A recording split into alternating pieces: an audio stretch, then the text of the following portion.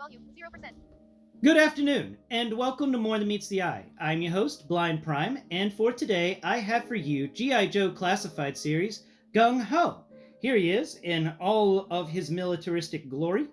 If you found yourself here, you found yourself on More Than Meets the Eye, a series devoted to raising awareness for the blind through alternative means and methods. So if you wouldn't mind, go below and do all the things everyone else asks you to do. Hit that like button, hit that subscribe button, and please, share it with anyone you think likes G.I. Joes. Or share it as a troll, I don't care. But please, share it. Alright, let's talk about Gung-Ho here. So first off, let's talk about his height. Get a little handy-dandy Lego pad out here. Make sure he's all straightened up and not... No. Stand up at attention. At attention. Good job. Yeah. You're a Marine. You're used to Marine? Alright.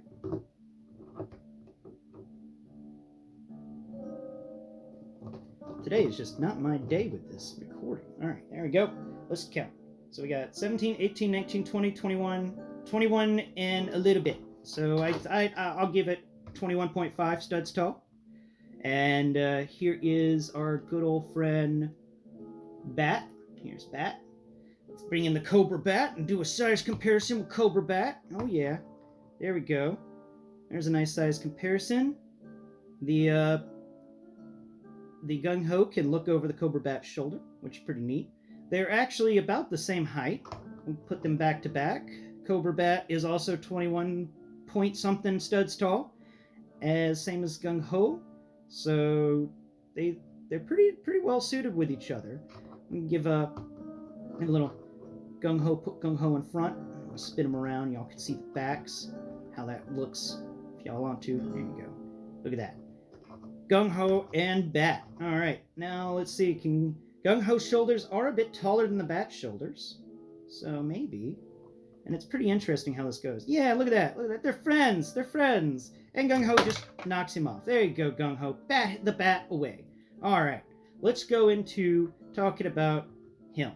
So Gung-Ho, we'll start with the head and move our way down. Has an amazing, cool head sculpt.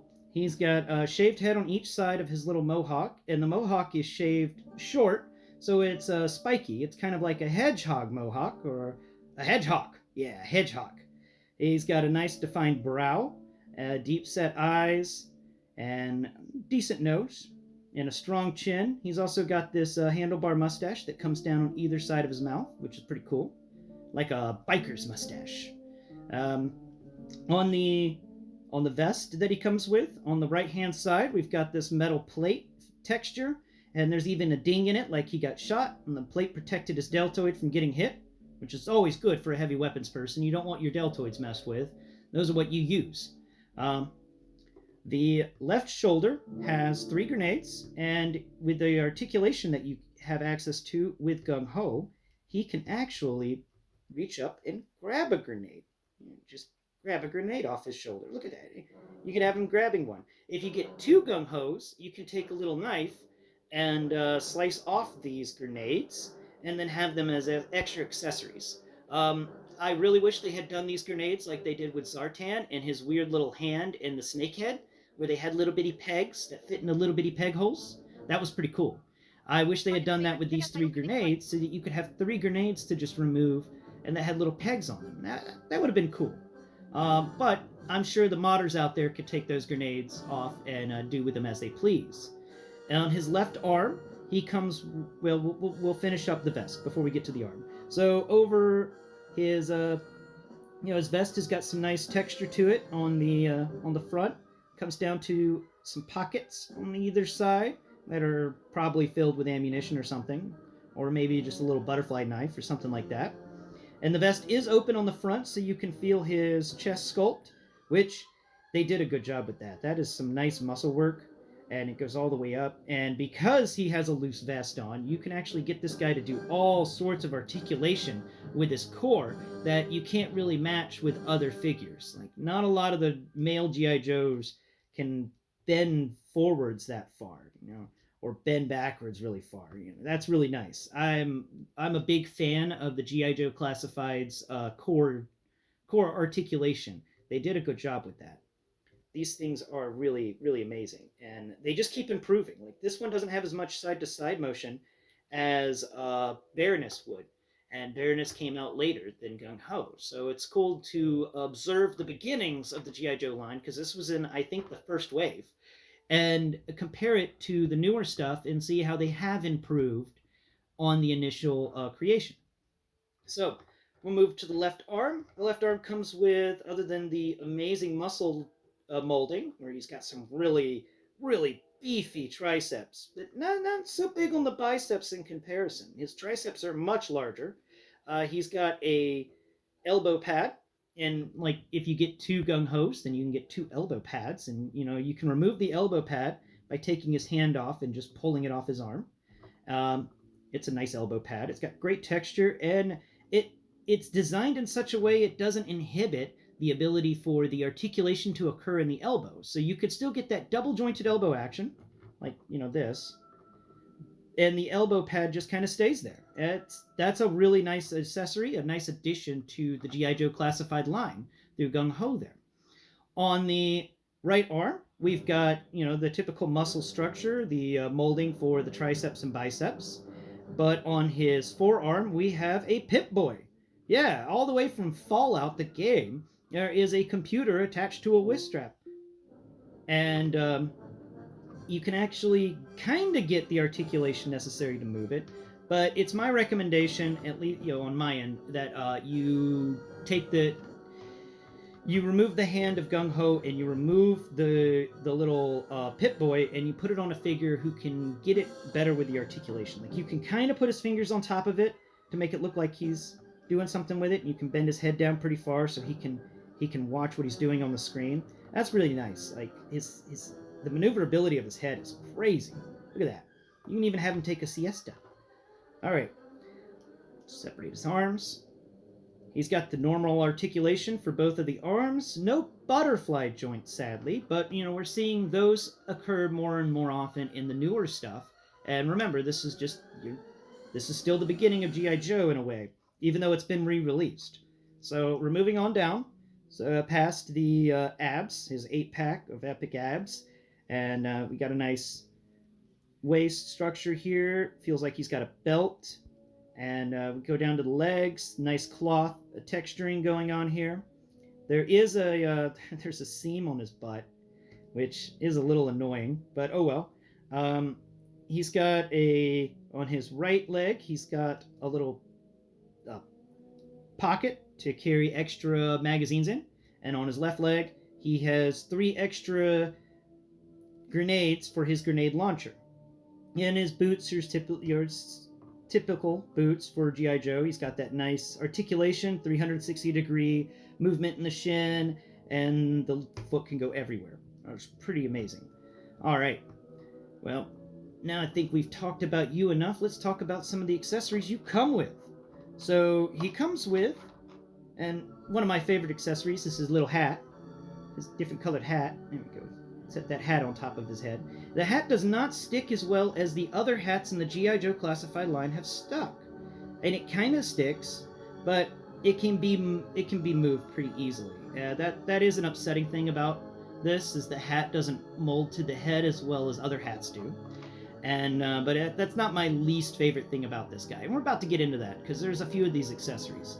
So he comes with a backpack, and it's got a bedroll on it, and all sorts of pockets and zippers, and it's a 5-day pack that's obviously been packed very well. And they just lost the hat again. Okay, there we go. Set you off over here so I don't accidentally tip you over again.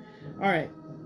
The backpack also has these L hooks on 2 on each side, and therefore his weapons.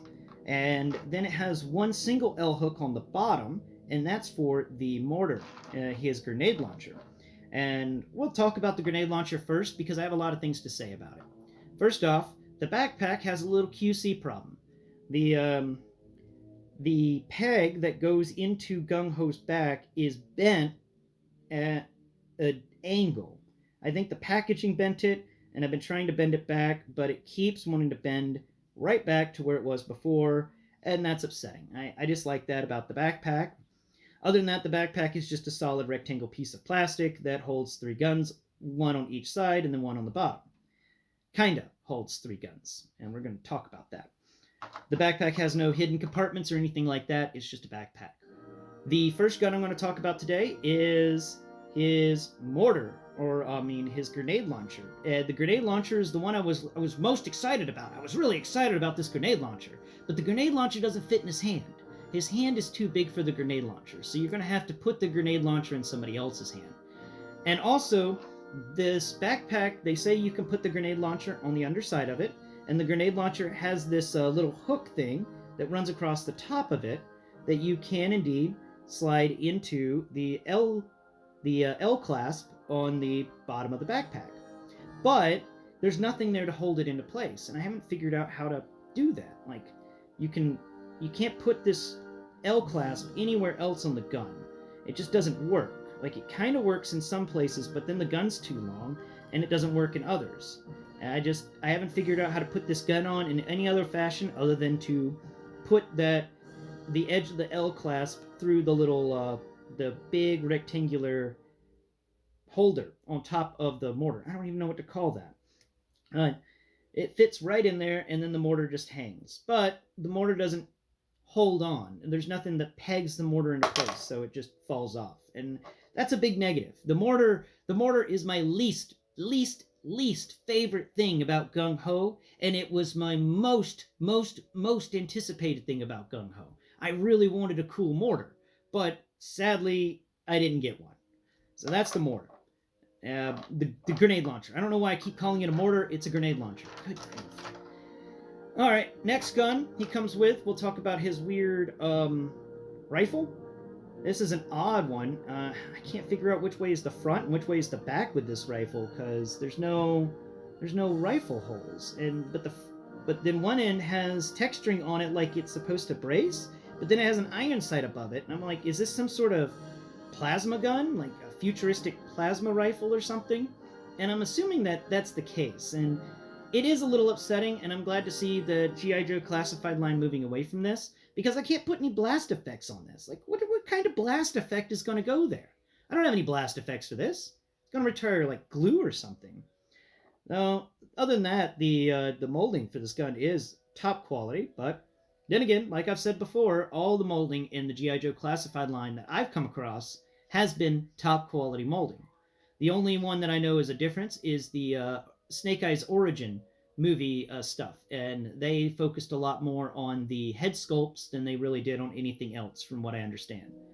I should have picked one of those up when it was for $9, so I could showcase it on the show. That I bought Christmas presents instead. All right, so that was that gun. Where's the last one? Ah, here it is. Here's the last accessory. It's a shotgun. It's a combat shotgun. It's very similar to the AR-12. And I really like it. The combat shotgun is my favorite weapon to be included in this grouping of weapons. It's just such a good weapon. And it's good to have a shotgun finally in the G.I. Joe classified line. Well, at least for me. It's been around since the beginning of the G.I. Joe classified line, but I didn't know about it. And the shotgun is really easy to put in his hand. The shotgun is, in my opinion, next to the hat and the Pip-Boy, the best accessories. You can even get the nice him with the shotgun standing straight up over his shoulder. This come with me if you want to live kind of thing. Boom. Shotgun. And he's got enough articulation where he can reach over and actually put his hand on there. But you got to move his fingers around and pinch and pull to really get the hand to cover the stock of the the thing that you cock on the shotgun. Oh man, I'm just drawing a blank on names today. But that's the cool part. And of course, little known thing, maybe G.I. Joe fans know this, Gung-Ho was commonly in the same unit as Kirby. Yeah. Man, I forgot your name. Breaker. He was commonly with Mouse and Breaker. And we don't have a Mouse yet in the G.I. Joe classified line, but we do have a Breaker. And now that I have a Gung-Ho, I understand why Breaker's motorcycle came with such a big gun. And it's not a big gun for for any of the other Joes. No, the big gun is for Gung-Ho, because Gung-Ho goes with Breaker. And that's a cool little pairing. And I'm sure that the vest coloration actually lines up well with the Ram Cycle's coloration. And I really appreciate the floor planning in creating Gung-Ho and having him pair with Breaker in the Ram Cycle. They pair very well. The Gung-Ho sits on the edge quite excellently on the little sidecar thing and holds onto that gun perfectly well. It's a good match to have, and if you have a Breaker in your collection and a Gung-Ho, then I recommend you putting them together and having them work together, because they work together in the show a lot. But anyway, guys, I think that's about enough. I'm talking about Gung-Ho for today. Tune in next Prime. We will be discussing a Bumblebee Studio Series Transformer. So tune in to find out what that is. Bye-bye for now.